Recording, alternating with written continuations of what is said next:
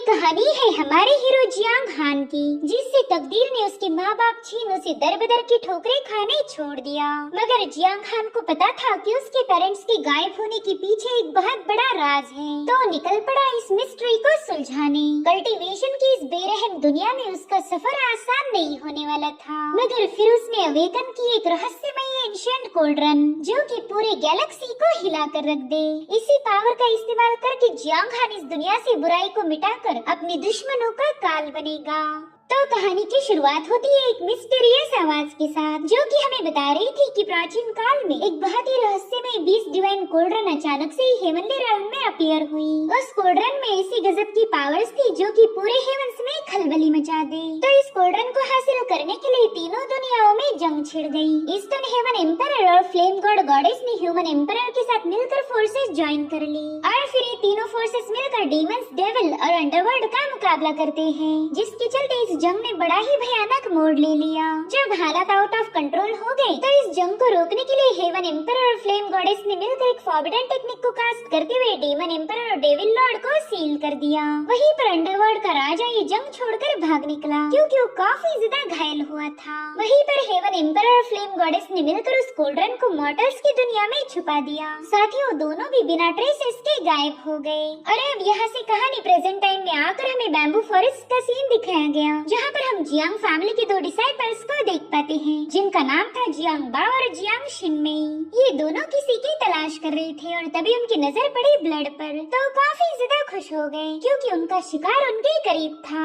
बा चिल्लाते हुए कहने लगा कि यार जियांग हान, प्लीज बाहर आ जाओ, मुझे लुका छुपी बिल्कुल भी पसंद नहीं आ रही। और उतने में ही एंट्री होती है हमारे हीरो जियांग हान की। उसने एक ही स्लैश में बाओ को काफी पीछे पुश कर दिया था। वहीं पर शिनमेई उससे कहने लगे कि पता नहीं तुम इतने क्यों भड़क गए, देखो हमारे एल्डर हान तुम्हारी सिस्टर से शादी कर रहे, ये तो उस लड़के की खुशनसीबी समझो, मगर तुम हो कि बेवजह इस शादी को रोकना चाह रहे, इसलिए अब हमारे पास तुम्हें रास्ते से हटाने के अलावा और कोई ऑप्शन नहीं बचा। साथ ही उसने अपना डेडली स्लैश अटैक जियांग हान पर रिलीज कर दिया, जिससे उतने ही कूल अंदाज में डच कर चुका था। जियांग हान कह रहा था कि मुझे खत्म कर पाओ, इतनी तुम दोनों की औकात नहीं। जो सुनते साथ ही उस बंदी को आ गया गुस्सा। वो कह रही थी कि चलो देखते हैं तुम्हारी स्किल्स तुम्हारी जुबान जैसी तेज है या तुम सिर्फ बड़ी बड़ी बातें फेंकते हो। यहाँ पर वो दोनों वन बाय वन उस पर हमले किए जा रहे थे, मगर जियांग हान उन दोनों के अटैक को डॉज करते हुए उन्हें पीछे पुश कर देता है। बाओ कह रहा था मेरे भाई तुम्हारे बाप ने कई सारे लोगों से दुश्मनी मोल ली थी, जिसके चलते तुम्हारे माँ बाप को घर छोड़कर भागना पड़ गया।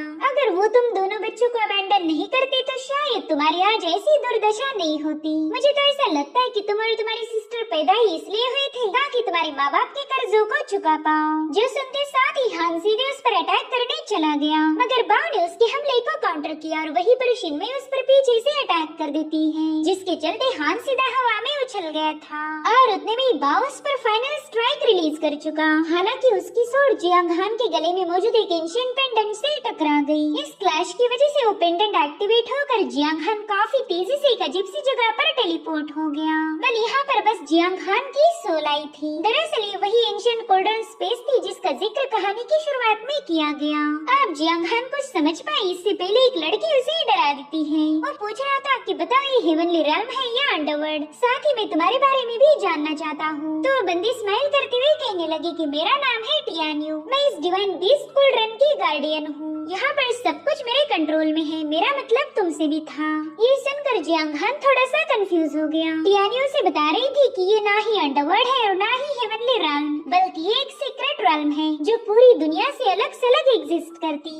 और पता है तुम यहाँ पर क्यों आए हो? क्योंकि तुम्हें मेरी जरूरत है। मगर जियांग हान उसकी बातों को इग्नोर मारते हुए तुरंत ही कल्टीवेशन करने बैठ गया, क्योंकि यहाँ पर बाहरी दुनिया से काफी ज्यादा स्ट्रॉन्ग स्पिरिचुअल एनर्जी थी। ये सब देख टियान्यू कह रही थी यार तुम तो बड़े ही अजीब हो, क्या तुम मुझे लेकर जरा भी क्यूरियस नहीं हो? जिस पर हान कहने लगा ना, तो वो उसे कहने लगी क्या तुम्हें मुझसे कोई सवाल नहीं पूछने? जिस पर हान कह रहा था ना बिल्कुल नहीं, तो उसकी सारी हरकतें देखकर टियान्यू को इरिटेट होने लगा। इसलिए वो जियांग हान को बताती है कि देखो वो बंदा तुम्हें मारने जा रहा, क्या तुम्हें मौत से डर नहीं लगता? जिस पर जियांग हान कह रहा था कि तुम्हारी बातें सुनकर ये बात साबित हो गई कि मुझे तुम्हारी नहीं बल्कि तुम्हें मेरी जरूरत है। जो सुनते ही टियान्यू भी शॉक हो गई, क्योंकि हान ने उसके इंटेंशन जान लिए थे। वो कहता है कि तुम यहाँ के गार्डियन हो, यानी कि तुम्हारी मुझ पर नजर थी, मगर तुम आज पहली बार मेरे सामने अपीयर्ड हुई, क्योंकि तुम्हें पता था कि मैं मरने वाला हूँ। तुमने सोचा कि मैं खुद को बचाने के लिए तुम्हारे हाथ की कठपुतली बन जाऊंगा और इस तरह से मुझे बिना मस्का मारे ही तुम्हारा काम भी निकल जाएगा। टियानियो सोच रही थी कि ये बंदा तो इसके माँ बाप से भी ज्यादा स्मार्ट निकला। इस कमीने को तो मेरे इरादे तुरंत ही पता चल गए। खैर चलो अब इससे डायरेक्टली डील करती हूँ। इसलिए वो जियांग खान को बताने लगी कि इस कल्टीवेशन की दुनिया में कई सारे रॉल्म मौजूद हैं, जिन्हें अलग अलग लेवल में डिवाइड किया गया। कल्टीवेशन की पहली रॉल्म है purple mention, second mysterious neither, तीसरे नंबर पर है माउंटेन सी, चौथे पर है रीइंकार्नेशन, पांचवे पर है हेवन ह्यूमन, छठे लेवल पर है वॉइड ब्रेकिंग और सबसे आखिर यानी कि सातवें पर है अर्थ इमॉर्टल। इस कल्टीवेशन की हर एक रॉल्म को 10 लेवल में डिवाइड किया गया और तुम हो फिलहाल पहली रॉल्म यानी कि पर्पल मैंशन की 5वें लेवल पर। सब तक तो तुम समझ गए होंगे कि तुम कितने ज्यादा कमजोर हो। जिस पर जियांग खान कहने लगा कि वो सारी बकवास बातें छोड़कर सीधे मुद्दे पर आ जाओ, तो टियानी उसे कुछ डिमोनिक बीस्ट दिखाने लगी। वो कह रही थी कि तुम्हें बस इन सभी बीस्ट के ब्लड एसेंस का एक छोटा सा कतरा मेरे लिए कलेक्ट करना होगा।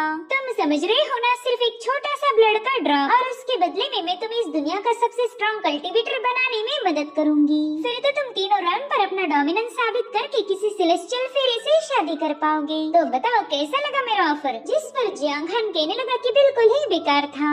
अब वो हंसी जाने वाला था कि टियानियो ने उसका रास्ता रोक लिया। वो कह रही थी चलो मैं तुम्हें एडवांस के तौर पर 3 ब्लड लाइन की डिवाइन एबिलिटी दे दूंगी, क्योंकि फिलहाल तुम्हारी बॉडी इतनी ही पावर को हैंडल कर सकती। जब तुम स्ट्रॉन्ग बन जाओ फिर हम दोबारा से अपनी डील के बारे में डिस्कस कर सकते। अभी आइडिया जियांग खान को भी काफी ज्यादा अच्छी लगी। वो कह रहा था हाँ ये तो इंटरेस्टिंग है। जो सुनते साथ ही उस बंदी ने वो तीनों ब्लड लाइन तुरंत ही उसकी बॉडी में ऐड कर दी।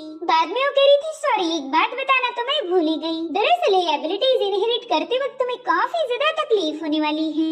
जिस पर जियांग खान तड़पते हुए कहने लगा कि वाह तुमने तो बड़े ही जल्दी मुझे आगाह किया था। और अब उस पे इनको झेलने लगा। टियानियो कह रही थी कि राजा वही बन सकता जिसमें उसकी क्राउन का वजन झेलने की हिम्मत हो।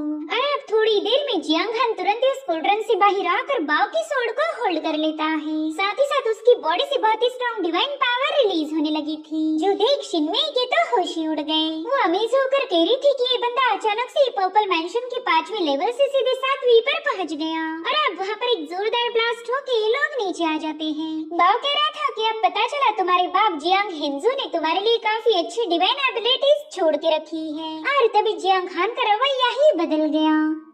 उसकी आंखों से बहुत ही स्ट्रॉन्ग एनर्जी रिलीज होने लगी। वो कहता है कि आज के बाद मैं शिकारी हूँ और तुम लोग बनोगे मेरा शिकार। जो सुनते साथ ही बाव ने बड़ी तेजी से उस पर स्लैश अटैक करने की कोशिश की, मगर जियांग खान गायब होकर सीधे उसके पीछे आ जाता है। खान ने बड़े ही कूल अंदाज में अपनी सूंड उसके आर पार घुसा दी थी। वो कह रहा था भागते क्यों नहीं यार तुम लोग, क्या तुम्हें अपनी जिंदगी से जरा भी प्यार नहीं है? खैर रहने दो, तुम यहाँ से कहीं और जा भी नहीं पाओगे, क्योंकि मेरी ये शैडो शिफ्ट मूव तुम्हें पकड़ लेगी। जिसके बाद वो बाव को ब्रूटली खत्म कर चुका। जो देख शिनमेई भी घबरा जाती है। उसने जियान हान पर अटैक करने की कोशिश तो बहुत की, मगर वो शैडो शिफ्टिंग का यूज करके यहाँ से वहाँ गायब होने लगा। साथ ही साथ वो शिनमेई को काफी ज्यादा डरा रहा था और फिर उसने शिनमेई पर वार करके उसे नीचे गिरा दिया। जो देख शिनमेई तुरंत ही उससे रहम की भीख मांगने लगी। वो कहती कि प्लीज मुझे मत मारो, मैं आइंदा से कभी किसी को बुली नहीं करूंगी। मगर जियांग हान अपने ब्लेड को साफ करते हुए उसकी तरफ आगे बढ़ने लगा। वो कह रहा था कि 5 साल पहले मेरी मदर ने तुम्हें एलिक्सर पिल दी थी, जिसके दम पर ही बाव और तुम बीस्ट टाइड में सरवाइव कर पाए, वरना तो तुम दोनों कब के ही मारे जाते। जिस पर शिनमेई कहने लगी कि मैं तुम्हारे पेरेंट्स कहाँ पर हैं इसके बारे में तुम्हें बता सकती हूँ, बस तुम्हें मुझे जिंदा छोड़ना होगा। तो जियांग खान तुरंत ही उसके काफी करीब चला गया। शिनमेई कहने लगी कि उन्हें जियांग शाओटियान ने कहीं पर भेजा हुआ था और उतने में वो बंदी जियांग खान पर अटैक करने की नाकाम कोशिश करती है। हालांकि जियांग खान बड़ी ही तेजी से उसके पीछे जाकर उसकी गर्दन अपनी ब्लेड से काट चुका। उसने इन दोनों को बड़े ही डैशिंग अंदाज में मार दिया था। वो कहता है कि बजर्ग स्टेट पर जाते ही मैं पागलों जैसी हरकतें कर रहा हूँ और अब मेरा सिर दर्द से फटा जा रहा। गाइस, बजर्ग स्टेट यानी कि सन की बनना। जब कल्टीवेटर्स की पावर आउट ऑफ कंट्रोल हो जाए तो उसे बजर्ग स्टेट कहा जाता है। इस स्टेट में ना ही उनको खुद पर कोई कंट्रोल रहता है और ना ही उन्हें मौत से डर लगता। अब हान को फील हुआ कि कोई उस पर नजर रखे हुए है, तो उसने बड़ी ही तेजी के साथ अपनी ब्लेड उस पर्सन पर हिट कर दी, मगर वहाँ पर एक शील्ड होने की वजह से हान का अटैक उस पर्सन पर हिट नहीं हो पाता। अब यहाँ पर हम जियान नाम की बंदी को देख पाते हैं जो कि अपने व्हाइट टाइगर बीस्ट पर सवार थी। साथ ही साथ वो नशे में पूरी तरह से टल्ली है। हान उसके ऑरा को देखकर समझ गया कि ये बंदी कल्टीवेशन की सेकंड स्टेज यानी कि मिस्टीरियस नेदर रेल्म पर है। जियान उससे पूछ रही थी कि भाई क्या तुम यहाँ से बाहर जाने का रास्ता बता सकते हो, मगर हान कहने लगा कि वो जियांग शाओटियान तो मुझे मारने के लिए इतना उतावला हो गया कि उसने नेदर रेल्म के एक्सपर्ट को हायर कर लिया। जिस पर वो बंदी कह रही थी कि ना मैं यहाँ पर किसी को मारने नहीं आई, बल्कि बस इस खूबसूरत चांद को देखकर वहाँ इनके मजे लेने आई हूँ। साथ ही हान ने देखा कि इस बंदी से उसे कोई किलिंग इंटेंट भी महसूस नहीं हो रहा, तो तुरंत ही जियान से माफी मांगते हुए वहाँ से रवाना हो गया। हालांकि जियान उससे कह रही थी कि तुम चले जाओ, बस जाने से पहले मुझे इस माउंटेन से मेरे सिक तक जाने का रास्ता बता दो। फिलहाल नशे की हालत में मुझे कुछ भी समझ नहीं आ रहा। अब हमें एक प्रिजन का सीन दिखाया जाता है जहाँ पर हम हान की छोटी सिस्टर और जियांग फैमिली के ग्रैंड एल्डर को देख पाते हैं। वेल इन दोनों को जियांग फैमिली के करंट फैमिली हेड शाओटियान ने कैद किया हुआ था। छोटू से लिया रोते हुए कहने लगी कि शायद हमारे पेरेंट्स को मेरी और मेरे बड़े भाई की जरा भी याद नहीं आती, इसलिए तो पिछले 5 सालों में वो वापिस ही नहीं आए। जिस पर मास्टर कहने लगे ऐसा मत बोलो मेरी जान, वो दोनों तुमसे बहुत ज्यादा प्यार करते हैं, जरूर से वो किसी बड़ी मुसीबत में फंस गए होंगे इसलिए वो वापिस नहीं आ पा रहे। तो लियार रोती हुई बताने लगी कि मैं उन्हें काफी ज्यादा मिस करती हूँ। उतने में ही लियार को किसी की आवाज आई। दरअसल ये है शाओटियान। वो कह रहा था कि तुम्हारे माँ बाप वापिस नहीं आने वाले। दरअसल वो क्या है ना, मरे हुए लोग कभी वापिस नहीं आ सकते। जो सुनते साथ ही लियार ने उस पर अपने छोटे से हाथों से हमले किए। उससे पूछ रही थी कि बताओ तुमने मेरे भाई के साथ क्या किया। जिस पर शाओटियान उससे कहता है बच्ची अगर तुम अपने बाप की सारी सीक्रेट टेक्निक मेरे हवाले कर दो तो शायद मैं तुम्हारी जान बख्श दूंगा। जो सुनते ही लियार कह रही थी कि तुम्हारे पापों का घड़ा भर चुका है, बस मेरे पेरेंट्स वापिस आ जाए फिर देखना वो तुम्हें कैसे पनिश करेंगे। जो सुनते ही शाओटियान ने बड़ी तेजी से उस बच्ची को स्लैप कर दिया। उसे तो इस मासूम सी बच्ची पर जरा भी रहम नहीं आ रहा था। साथ ही वो ग्रैंड एल्डर से कहने लगा कि 16 साल पहले तुम ही उस जियांग हेंजो को किसी माउंटेन से उठाकर हमारी जियांग फैमिली में लेके आए थे। तुम्हारे फेवर्स की वजह से ये अनजान शख्स हमारी फैमिली का चौथा एल्डर बन गया और फिर बाद में तुम सबने मिलकर उसे हमारी फैमिली का हेड बना दिया। तुम ही उस जियांग हेंजो के सबसे ज्यादा क्लोज थे, तो बताओ फिर उसकी वो सारी सीक्रेट टेक्निक और प्रेशियस मैनुअल कहाँ पर है। जिस पर मास्टर कहने लगे कि हिंजो ने जो कुछ भी अचीव किया था वो खुद की मेहनत के दम पर। हम सब ने मिलकर उसे क्लैन का लीडर बनाया था, सिर्फ इसलिए नहीं क्योंकि उसकी कल्टीवेशन हाई थी, बल्कि वो लीडर बना उसकी क्वालिटीज के लिए। वो राइचस पाथ का फॉलोवर था। जो सुनते साथ ही शाओटियान हंसने लगा। वो कहता है कि जब हिंजो हमारी फैमिली को छोड़कर भाग निकला तब हमारी फैमिली क्योस में थी। उस वक्त मैंने ही सब कुछ हैंडल किया था। वो मैं ही हूँ जिसने जियांग फैमिली को जोड़ के रखा। इतना कहते साथ ही वो एल्डर को बुरी तरह से घायल कर रहा था। तो एल्डर उसे बताते हैं कि 5 साल पहले तुम हिंजू के सामने हार गए, तभी से तुम्हें हिंजू से नफरत हो गई। तुमने हिंजू पर तरह तरह के इल्जाम लगाए और जब वो यहाँ से चला गया तब तुमने उसके बच्चों पर जुल्म किए। इतना ही नहीं, तुमने तो हमारे पुराने क्लैन लीडर और सेकंड एल्डर को मारकर उनकी पोजीशन पर कब्जा कर लिया। मगर फिर भी तुम्हारी हिम्मत तो देखो, तुम यहाँ आकर बता रही हो कि तुमने फैमिली को संभाला है। सच बताओ तो जियांग फैमिली की बर्बादी के पीछे तुम ही वजह हो। जो सुनते हो बंदा एल्डर को काफी ज्यादा टॉर्चर करने लगा। साथ ही उनसे पूछता है कि बताओ हिंजू की डिवाइन टेक्निक और मैनुअल कहाँ पर है। जिस पर एल्डर कहने लगे कि वो बंदा हेवन से गिफ्टेड था और तुम सिर्फ उसके पाँव की धूल चाट सकते हो। जो सुनकर शाओटियान अपने एक बंदे के हाथों लियार को वहाँ से ले जाने लगा। ये सब देख एल्डर काफी ज्यादा पैनिक हो गए। उससे पूछ रहे थे कि बताओ तुम लियार को कहाँ ले जा रहे। जिस पर शाओटियान कहने लगा कि तुम अब खुश हो जाओ क्योंकि कल ही तुम्हारी लियार की शादी होने वाली है। जो सुनते साथ ही एल्डर उसके सामने रहम की भीख मांगने लगे। वो कह रही थी कि ये तो बस एक छोटी सी बच्ची है, तुम ये सब उसके साथ नहीं कर सकते। मगर शाओटियान पर उनकी बातों का कोई असर नहीं हो रहा था। वो कह रहा था कि अरे एक बात तो मैं तुम्हें बताना ही भूल गया। दरअसल मैंने इस बच्चे के बड़े भाई का भी बंदोबस्त करवा लिया है। मेरे ख्याल से वो अब तक हेल में पहुंच चुका होगा। यहाँ पर एल्डर इतने लाचार थे कि वो चाहकर भी इन बच्चों की मदद नहीं कर सकते। अब अगले दिन एक बूढ़ा हॉल मास्टर लियार से शादी करने के लिए पहुँच गया था। शाओटियान उससे कहने लगा कि बस आज ये शादी हो जाए, फिर हम रिश्तेदार बन जाएंगे और फिर आप हमेशा मुसीबत के वक्त हमारी फैमिली की मदद करना। जिसके लिए वो हॉल मास्टर भी राजी हो गया था। अब थोड़ी देर में दुल्हन के लिबास में लियार को वहाँ पर लाया जाता है। यहाँ पर वो बूढ़ा मास्टर बिना उसका चेहरा देखे ही सुहागरात के सपने सजाने में लग गया था। वो कहता है मेरी जान आज के बाद तू मेरी और मैं तेरा। मगर वो अपनी दुल्हन का घूंघट हटाते ही उसके मुँह पर एक जोरदार मुक्का पड़ गया। दरअसल लियार ना होकर उसका बड़ा भाई हान था। शाओटियान तो उसे देखकर ही शॉक हो गया। वो कहता है कि शायद बाओ तुम्हें मार नहीं पाया क्योंकि तुम वहाँ से दुम दबाकर भाग निकले होंगे। और उतने में हान ने उस पर अटैक कर दिया, मगर शाओटियान के चमचे ने उस अटैक को रोक लिया था। वो बंदा कह रहा था कि हमारे लीडर के साथ फाइट करने जितनी तुम्हारी औकात नहीं है। हालांकि हान उसे जोरों से जमीन पर पटक देता है। वो कह रहा था कि एक लैंड लीडर नहीं बल्कि क्राउन पहना हुआ एक बंदर है। पता नहीं तुम लोग इसके इतने तलवे क्यों चाट रहे हो। यहाँ पर हान ने हवा में जंप लगाते हुए इस बंदे पर एक और हमला कर दिया, मगर वो हान को पीछे पुश करते हुए अपने स्पीयर को घुमाने लगा। वो कह रहा था कि शायद मैंने तुम्हें अंडरएस्टिमेट किया था। जिसके बाद वो बंदा हवा में जंप लगाते हुए वायलेंट मून टेक्निक का यूज कर हान पर एक जोरदार स्लैश अटैक रिलीज कर चुका। ये हमला इतना ज्यादा भयानक था जिसके चलते वहाँ पर एक ब्लास्ट हो गया। अब इन सभी लोगों को लग रहा था कि हान मारा गया होगा, मगर उसे छत से लटका हुआ देख के सभी लोग शॉक हो गए। शाओटियान अपने चमचों से कहने लगा कि अभी के अभी इसके टुकड़े टुकड़े कर दो। तो वो बंदा अटैक करने के लिए रवाना हो गया, मगर हान उस पर एक ही स्ट्राइक हिट करके उसकी बॉडी को एक्सप्लोड कर चुका था। और शाओटियान से कहने लगा कि चलो अब अगला नंबर तुम्हारा है। जिस पर शाओटियान कहता है, अरे हाँ चलो देखते हैं तुम मुझे कैसे मार पाओगे। यहाँ पर जियांग हान उस बंदे पर कई सारे हमले करने की कोशिश करता है, मगर शाओटियान यहाँ से वहाँ मूव होते हुए हान को कपड़े जैसे पटक चुका था। वो कह रहा था, बच्चे तुम्हारे पास मुझे मारने का कलेजा तो है, बस ताकत की थोड़ी सी कमी पड़ गई। उतने में हान काफी जोर जोर से हंसने लगा। वो दोबारा से बजर्क स्टेट में जा चुका है। वो कह रहा था कि क्या वाकई तुम्हें ऐसा लगता है, चला जा और मेरा मुकाबला कर। जिस पर शाओटियान कहने लगा कि शायद तुम डिमोनिक पाथ में एंटर कर चुके हो, अब तुम्हें खत्म करके मुझे अपने राइचसनेस का कर्तव्य पूरा करना होगा। साथ ही हॉल में मौजूद सभी लोग कह रहे थे कि ये बंदा तो पूरी तरह से बदल गया। इधर हान बड़ी स्टाइल के साथ शाओटियान को अटैक करने के लिए बुला रहा था, तो शाओटियान भी अपनी रन पावर को एक्टिवेट कर उस पर हमला करने की कोशिश करने लगता है, मगर हान तो यहाँ से वहाँ गायब होकर उसके अटैक को मिस करने लगा। इधर वो दूल्हे राजा यानी कि वो बूढ़ा हॉल मास्टर अपने चमचों को बता रहा था कि मिस्टीरियस नेदर रेल्म पर जाने के बाद ही कोई भी कल्टीवेटर अपनी डिवाइन एबिलिटीज को अवेकन कर सकता है। और रही बात इस बच्चे की, तो ये सिर्फ पर्पल मैंशन के 7वें लेवल पर है।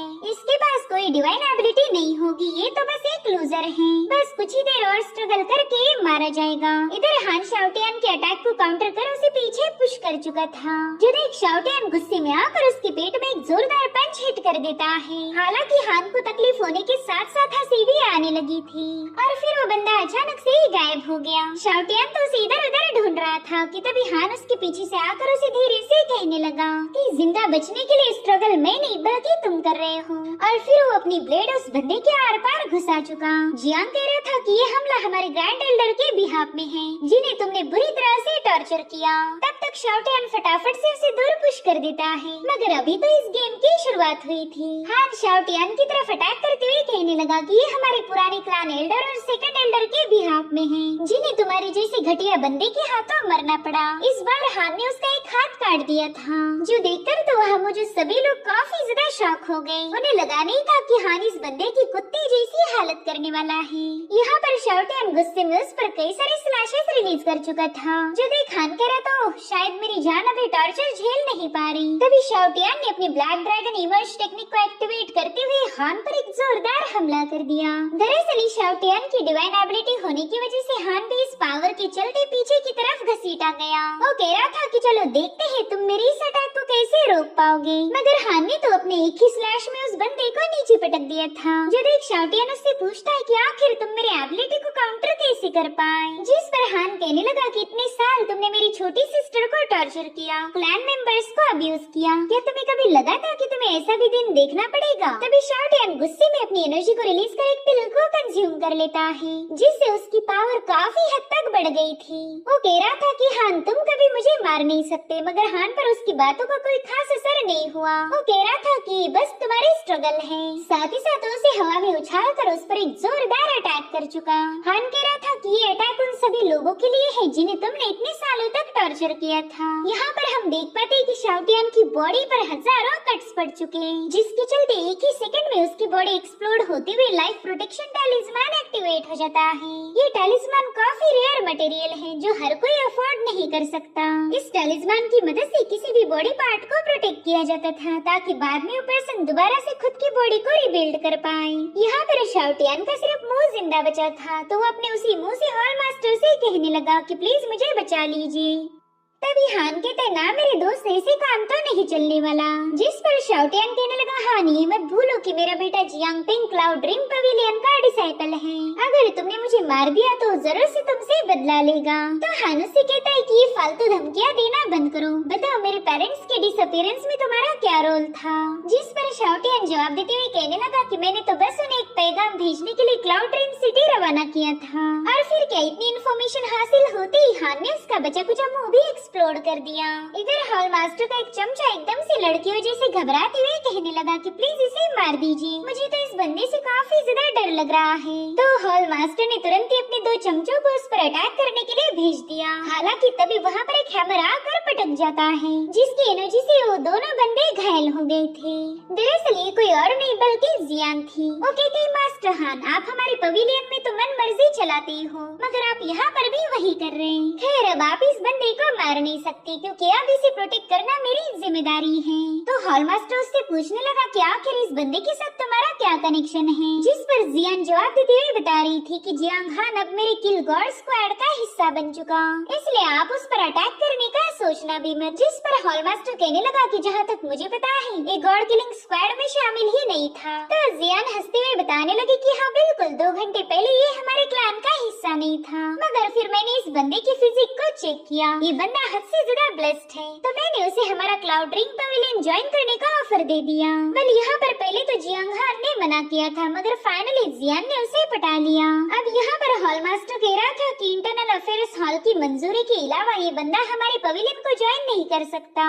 अगर ये हमारे पवेलियन का डिसाइपल बनना चाहेगा तो पहला इसे चेनजोंग से मंजूरी लेनी पड़ेगी, इसलिए अब तुम बेवजह इसे प्रोटेक्ट करके पवेलियन के रूल्स को ब्रेक मत करो। जो सुनते साथ ही जियान अपने रन पावर को एक्टिवेट करते हुए कहने लगी कि शायद तुम लोग भूल गए हो कि मैं अपने बनाए रूल्स पर चलती हूँ, मैंने आज तक कोई भी पवेलियन का रूल फॉलो नहीं किया, मगर अब आप जिद पर अड़े ही हो तो मुझे आप पर हमला करना होगा। जिसके बाद उसने हॉल मास्टर पर अटैक कर दिया। तब तक हॉल मास्टर ने अपने आसपास एक पावरफुल शील्ड बना ली थी, जिसकी मदद से वो जियान के अटैक से जैसे तैसे खुद को बचा लेता है। साथ ही साथ उसे ना चाहती हुई जियान की बात को मानना पड़ा, जो देख जियान भी काफी ज्यादा खुश हो गई। वो कह रही थी कि जब आगे चलकर मैं पवेलियन की हेड बनूंगी तब आपको एक एल्डर बनाने वाली हूँ, बस तब तक ऐसी कोई हरकत ना करना जिसके चलते मुझे तुम्हें खत्म करना पड़ जाए। अब जियान हान को अपने साथ अपने पवेलियन ले जाने के लिए तैयार हो जाती है। हान भी ग्रेटफुल था कि इस बंदे ने उसकी इतनी मदद की। तब तक जियान सीटी बजाते हुए अपने टाइगर को भी वहाँ पर बुला लेती है, जो कि लियार और ग्रैंड एल्डर को अपने साथ लाया था। यहाँ पर लियार तो सीधे जाकर अपने भाई के गले लग गई और रोते हुए बता रही थी कि ग्रैंड एल्डर बुरी तरह से घायल है, मगर एल्डर हान को परेशान नहीं करना चाहते थे, इसलिए वो हान से कहने लगे कि कोई बात नहीं, ये इंजरीज तो ठीक हो जाएगी, फिलहाल तो हमने जियांग फैमिली को रीबिल्ड करने पर ही ध्यान देना चाहिए। यहाँ पर हान उन्हें बता रहा था कि बाप को ही हमारी इस फैमिली को प्रोटेक्ट करना होगा, क्योंकि मैं लियार को लेकर मेरे पेरेंट्स को ढूंढने जा रहा हूँ। मुझे ऐसा लगता है कि वो अभी तक जिंदा होंगे। तो मास्टर उसे बताने लगे कि मुझे अच्छे से याद है तुम्हारे पेरेंट्स ने यहाँ से जाने से पहले शाओटियान के साथ कोई सीक्रेटली बात की थी। उन्होंने कहा था कि वो किसी गोल्डन फॉक्स की तलाश में क्लाउड ड्रीम सिटी जाने वाले हैं। अब इस गोल्डन फॉक्स के बारे में इन लोगों को कोई आइडिया नहीं थी, इनफैक्ट ये नाम ही उन्होंने पहली बार सुना था, इसलिए हान को अब इस मसले की पूरी जड़ तक जाना होगा। अब ये दोनों भाई बहन एल्डर के सामने अपना सिर झुकाते हुए उनका शुक्रिया अदा करने लगे, क्योंकि एल्डर ने इतने सालों तक उनकी हिफाजत की थी। वहीं पर लियार एल्डर के लिए काफी ज्यादा रोने लगी। एल्डर भी इन दोनों को इमोशनल होकर गले लगाते हैं। वो बता रही थी कि तुम्हारा आगे का सफर काफी ज्यादा खतरनाक होगा, तो तुम्हें हमेशा केयरफुल रहना है। जैसे ही तुम्हारा मिशन पूरा हो जाए अपने घर वापस आ जाना। और अब ये लोग अपना घर अपनी फैमिली छोड़कर एक नए सफर के लिए रवाना हो गए। यहाँ पर जियांग खान को अपनी फैमिली से दूर जाना काफी ज्यादा बुरा लग रहा था और उतने में ही टियानी उससे बात करने पहुँच गयी। वेल इस बंदी को जियांग खान के अलावा और कोई देख नहीं सकता। वो हान से पूछती कि बताओ फिर तुम बीस्ट का ब्लड एसेंस कब कलेक्ट करने वाले हो, जिस पर हान जवाब देता है कि जब सब कुछ सेटल हो जाए मैं तुमसे की हुई डील को भी पूरा करूँगा। अब सीन शिफ्ट होकर हमें क्लाउड ड्रीम सिटी दिखाई गई, जो कि काफी ज्यादा प्रॉस्परस और खूबसूरत थी। वहीं पर जियानी ने बताने लगी कि ये हेवनली फॉक्स माउंटेन की सबसे लार्जेस्ट सिटी है। इधर टियानियों को तो कैंडिड हाउस खाने का काफी ज्यादा दिल करने लगा, मगर अफसोस ये बंदी इन चीजों को हाथ नहीं लगा सकती, इसलिए वो इरिटेट होकर कह रही थी कि जैसे मैं फिजिकल बॉडी को अचीव करूंगी तब ऐसे ऐसी हजारों लाखों डेलिकेसीज पर टूट जाऊंगी। मैं इस दुनिया में मौजूद हर एक डिश को ट्राई करने वाली हूँ। इधर जियानो ने एक माउंटेन दिखाने लगी। वो कह रही थी कि ये है इमॉर्टल एसेंट पीक, जहाँ मेरी मदर और पवेलियन के कई सारे पावरफुल एल्डर्स का रेसिडेंस है। साथ ही टियानियो हान को बता रही थी कि यहाँ पर मुझे बहुत ही प्योर स्पिरिचुअल एनर्जी महसूस हो रही। अगर तुमने मन लगाकर कल्टीवेट किया तो तुम्हें काफी ज्यादा फायदा मिलेगा। अब जियानी ने लेकर किलिंग गॉड यार्ड में पहुँच गयी। विल इस जगह को यहाँ के डिसाइपल अपने कच्चे सुखाने के लिए यूज करते थे और अब यहीं पर हान और लियार को रहना पड़ेगा। हान तो इस लोकेशन पर भी खुश था। उसकी इतनी ख्वाहिश है कि वो लोग जहाँ भी रहे वहाँ बस लियार सेफ रहनी चाहिए। यहाँ पर हमें एल्डर लियो भी दिखाए गए जो कि इस हॉल पर नजर रखते थे। अब जियान के वहाँ से जाने के बाद एल्डर लियो हान को इंटरनल अफेयर्स हॉल में जाकर अपना नाम रजिस्टर करवाने के लिए बोल रहे थे ताकि हान यहाँ का एक डिसाइपल बन जाए। इसलिए जियांग हान तुरंत ही वहाँ पर पहुँच गया, मगर उसे ये कहकर रिजेक्ट किया गया कि वो इतना पावरफुल है ही नहीं जो कि पवेलियन का किलिंग स्क्वाड ज्वाइन कर पाए। और डिसाइपल तो हान को बुरी तरह से जलील कर रहा था। वो कहता है कि तुम पर्पल मैंशन की 7वीं लेवल पर होके भी बैटल हॉल को ज्वाइन करने के सपने देख रहे। जाओ जाओ घर जाकर खेती करो। यहाँ पर हान को समझ आ गया था कि भले जियान यहाँ की सक्सेसर है, मगर उसकी मदर के सामने उसकी एक नहीं चलती। वहीं पर छोटू से लियार अपनी भाई से कहने लगी कि प्लीज आप मायूस मत हो, ये दुनिया बहुत बड़ी है तो हम कहीं पर भी गुजारा कर लेंगे। वैसे भी जहाँ मेरा भाई है वही मेरे लिए घर होगा।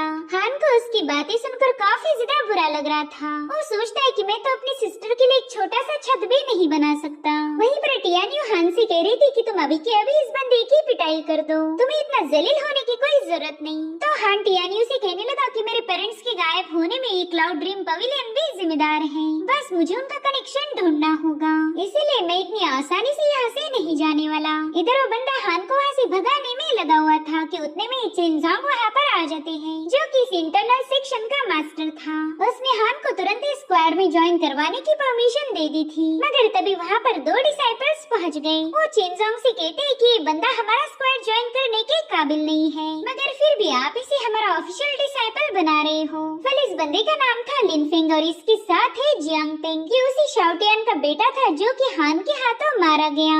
अब यहाँ पर लिनफेंग की काफी ज्यादा चलती थी, तो उसकी बात सुनकर चेनजांग हान से कहता है कि देखो मैं मेरी साइड से तुम्हें एक मौका देने वाला था, लेकिन बैटल हॉल के डिसाइपल ऐसा नहीं चाहते, उनके हिसाब से तुम कमजोर हो, इसलिए अब तुम्हें यहाँ से वापस जाना होगा। जिस पर जियांग हान कह रहा था कि मैं अपनी काबिलियत साबित किए बिना यहाँ से नहीं जाऊंगा, तो चेनजांग तुरंत ही उसका ये चैलेंज एक्सेप्ट कर लेता है। वो कहने लगा कि ये बैटल हॉल के मिस्टिक वर्ल्ड realm के कल्टीवेटर्स हैं, तो तुम्हें एक साथ इन तीनों का मुकाबला करना होगा। अगर तुम इन तीनों को हरा पाए तो बहुत अच्छा, लेकिन अगर तुम इन्हें घायल भी कर दो तो भी मैं तुम्हें ज्वाइन करवा लूंगा, क्योंकि ये लोग तुम्हारे मुकाबले हद से ज्यादा पावरफुल हैं। इधर वो तीनों डिसाइपल कहने लगे कि बस अब इस बंदे को उसकी औकात याद दिलानी है ताकि ये फ्यूचर में कभी गलती से भी हमारी पवेलियन में एंटर न कर पाए। अब उन तीनों ने अपनी पावर्स को कंबाइन करते हुए वहाँ पर एक फॉर्मेशन सेटअप किया, जिसके बाद वो डीमन सबड्यूइंग टेक्निक का यूज करते हुए इस पर एक जोरदार हमला कर चुके। वहाँ पर स्पिरिचुअल पावर का एक जोरदार एक्सप्लोजन हो चुका था, जो देख उन लोगों को लग रहा था कि हान तो मर चुका है। कुछ डिसाइपल्स तो कहने लगे कि अरे अरे ये बंदा तो एक ही स्ट्राइक में मारा गया, अगर वो हॉल ज्वाइन करने की जिद ना करता तो शायद जिंदा बच जाता। और तभी ये लोग देखते कि हान दोबारा से उनके सामने अपीयर्ड हो चुका। साथ ही साथ वो डिसाइपल महसूस करने लगे कि हान का रवैया बदल चुका है। वो इन तीनों डिसाइपल से कह रहा था कि मुझे तो लगा था तुम काफी ज्यादा पावरफुल होंगे, लेकिन अब पता चल रहा कि तुम्हारी वो मिस्टिक वर्ल्ड realm किसी काम की नहीं है। चलो चलो दोबारा से हमला करो। जो सुनते साथ ही उन तीनों डिसाइपल्स ने उस पर सेकंड मूव गॉड स्लेयर से डिवाइन पावर रिलीज करना शुरू कर दी, मगर जियांग हान तो अपनी डिवाइन टेक्निक का यूज करते हुए बड़ी ही कूल अंदाज में उसे डॉज करने लगा। उसका ये अंदाज देखकर ही तीनों डिसाइपल काफी ज्यादा पैनिक हो गए थे। वो समझ चुके कि उन्होंने गलत बंदे से पंगे लिए, और तभी हान अचानक से गायब हो गया। इधर वो फीमेल कल्टीवेटर उसे इधर उधर ढूंढ रही थी, तो हान उसके एकदम करीब जाकर उसे धीरे से पूछने लगा कि क्या हुआ, तुम मुझे ढूंढ रही थी? अरे देखो मैं तो तुम्हारे पीछे हूँ।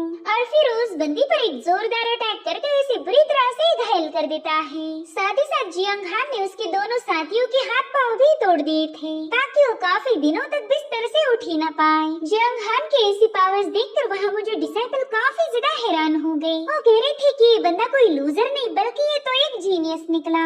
और उतने में एक बंदे ने उस पर क्लाउड पियर्सिंग एरो से अटैक कर दिया, मगर हान उसे भी डॉज करके उसके मुंह पर एक जोरदार चमाट जड़ चुका था। हान के एक ही फटके में उस बंदे के 2-4 दांत गिर चुके थे। तो गाइस इस तरह से जियांग हान ने क्लाउड ड्रीम पवेलियन में अपनी जगह बनवा ली, मगर उसे पता है कि आगे चलकर लिनफेंग उसके लिए मुसीबतें खड़ी करेगा। और इसी के साथ ये जबरदस्त एपिसोड यहीं पर एंड हो जाता है। Thank you so much for watching. Bye bye, take care.